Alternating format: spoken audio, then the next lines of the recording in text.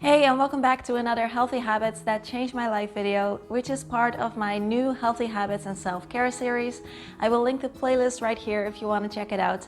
And today I share 5 more healthy habits that help me to feel my best mentally, physically, and emotionally. And these are all very simple, easy things you can do that do not require anything fancy or expensive.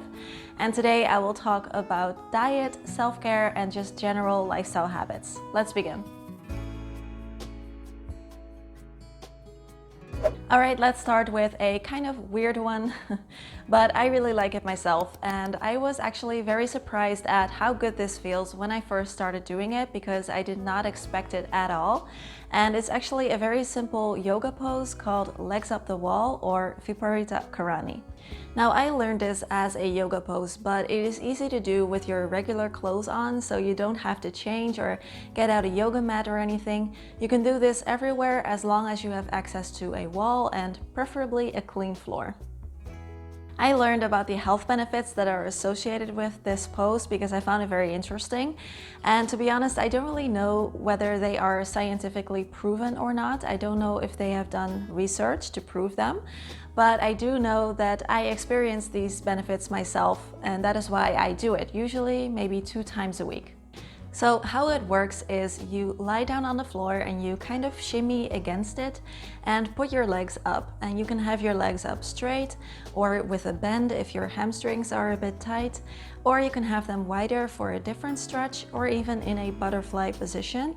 And you just kind of lay there for usually about 10 minutes. This pose is super simple. Most people will be able to do it at home. And you can also use a small pillow to prop up the hips a little. That feels really nice. And here are some of the health benefits that are associated with this pose. Again, I don't know if they are super scientific or not, but I do know that I experienced these myself personally. So legs up the wall increases blood flow and circulation and relieves tired legs, especially after sitting or standing for a long time. It improves flexibility of hamstrings, hips, and groin and helps with lower back pain. It helps to reduce swelling of feet and legs, and it reduces stress, and it is very calming for the nervous system, especially when combined with slowing down your breath. When I put my legs up the wall, I noticed that they start to feel more rested and less heavy, and it's also just a really relaxing thing to do. And for me also, my hamstrings are quite short and very prone to injuries, and I have had hamstring injuries in the past. So this pose helps me to stretch out my legs and my hamstrings in a very soft, safe way without forcing it. So if you want to try it out sometime and see what you think and let me know your experiences. Next healthy habit that I want to share with you is that I started adding some fruits to my breakfast and veggies to my lunch.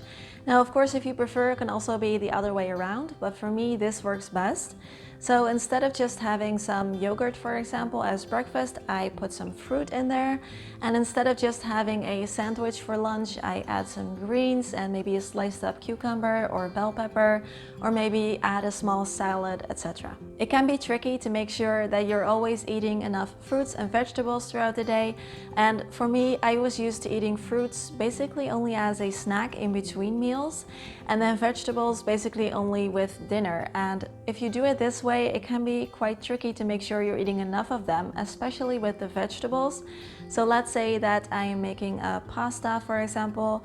I do always put some vegetables in there, but if that's all that you're having, it's kind of tricky to make the recommended daily amount of vegetables that way. So it really helps to add them to other meals of the day as well.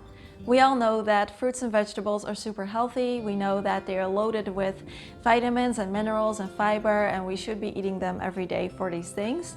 But I also noticed that adding some veggies to my lunch really helps me with staying full and saturated for longer, and it helps me with digestion, and it's also just really yummy. So I try to always have at least some fruits and vegetables in my home ready to go so I can add them to my meals. And also fruits, they add some sweetness to my day. And I noticed that I'm now less prone to get like chocolate cravings or things like that. Now I just prefer to eat some strawberries if I want something sweet. Next healthy habit you might think is kind of duh, but it's really important, and that is that I made my sleep more of a priority, and I really adopted that early to bed, early to rise lifestyle. Sleep plays a vital role to your health, be it mental health, physical health, or general well-being, and getting enough of quality sleep at the right times can greatly impact how you feel throughout the day. Yet a lot of people don't put too much thought in their sleep patterns, and they prioritize other things, like staying up late to watch Netflix or scroll on their phone. There are more benefits to getting proper sleep than I could possibly mention in this video, so I will just give a few highlights here.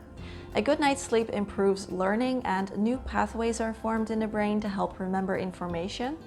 Sleep helps you to pay attention, make decisions, solve problems, and be creative. It helps to control emotions and decrease mood swings, cope with change, and lower the chances of depression and anxiety. And quality sleep also plays a vital role in our physical health, such as the health of our heart and blood vessels, regulating our hormones, boosting our immune system, and supporting healthy growth and development. I'm sure maybe some of you have heard this tip before, but I do notice that not a lot of people actually turn sleep into a priority in their life. And of course, if you have small kids in the house, I know that sleep is almost always an issue and there's not that much that you can do about it. But even if you could make some really small changes, I know that that can at least help a little bit. And for me, I do notice when I started doing this one, I do feel a lot better. Some of the changes I've made to make sleep a priority are introducing a sleep schedule, going to bed and waking up roughly at the same time every day, no screens before bed, adopting an evening routine, reading before sleeping, making sure my room is dark, and turning the lighting down during the evening to prepare my mind for bedtime. If you guys are interested in a more in-depth healthy habits for a better sleep video, please let me know in the comments, because I have a lot more to share about this. And I also have a video about why I don't participate in that waking up at 5 a.m. trend. I will link it for you right here if you want to check it out. Next healthy habit has been incredibly important for me, and it is one that I am still very consciously working on every day, and that is mental energy management. Basically, what this means is to be mindful of managing your energy levels throughout the day, to have perfect balance between optimum productivity and making sure your energy doesn't get depleted. Now, I know a thing or two about having my energy levels depleted because I have experienced a pretty severe burnout myself a few years ago that took me a really long time to recover from. And for me, it didn't have that much to do with work stress or stress-related things at all. I just let my energy levels get so low that they didn't recharge anymore. And for me, being a highly sensitive person, I know that a lot of stimuli drain my battery more strongly probably than the average person. So I also know that I need to take even more care than the average person, as annoying as that is sometimes. I like to think of mental energy as kind of a battery because it does have a maximum capacity and it is a finite resource, and our battery recharges when we either rest or do something really fun that gets us excited, and we use it up and then it goes down again. So the trick to mental energy management is to make sure that you are aware of your battery levels throughout the day so you know when to recharge and when you can use it up a little bit more.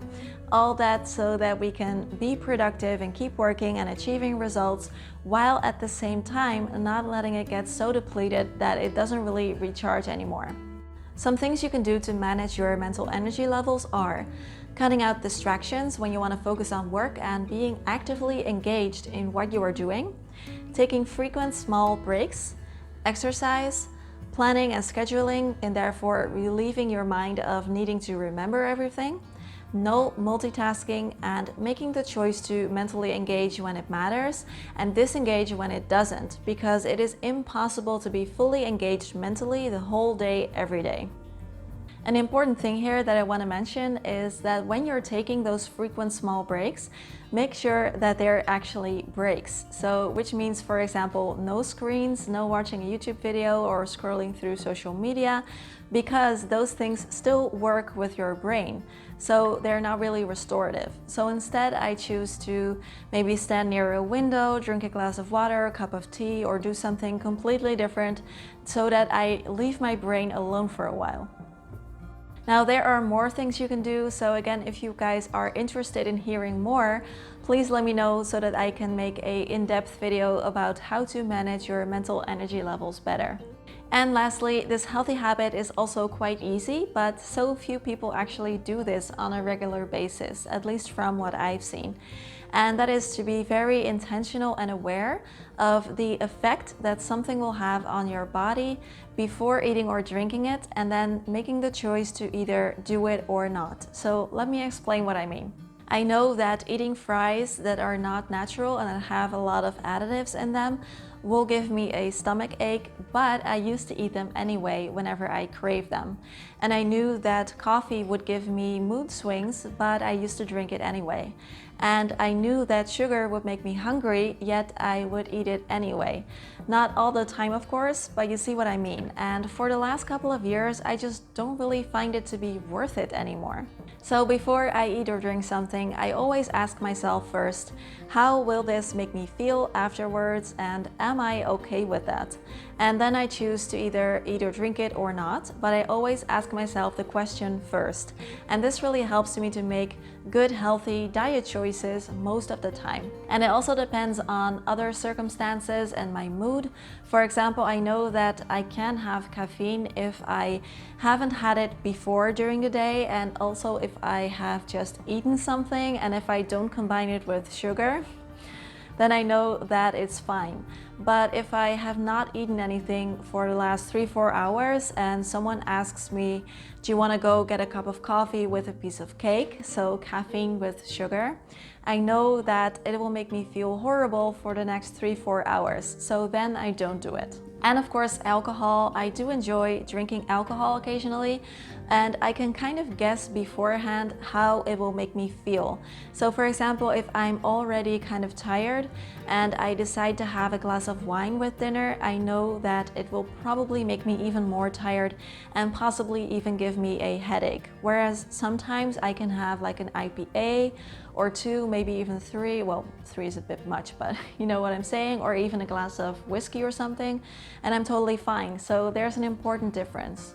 What I've come to learn is nothing that tastes good for a few minutes is worth feeling lousy over for the next 3-4 hours. So always asking myself the question, how will this make my body feel afterwards, really helps me to make healthy, conscious food choices. This video is part of my Healthy Habits and Self-Care series, so if you want more, check out these videos right here. Subscribe to the channel, questions, comments, conversations down below. And as always, have an amazing day, and I will see you again soon. Bye bye.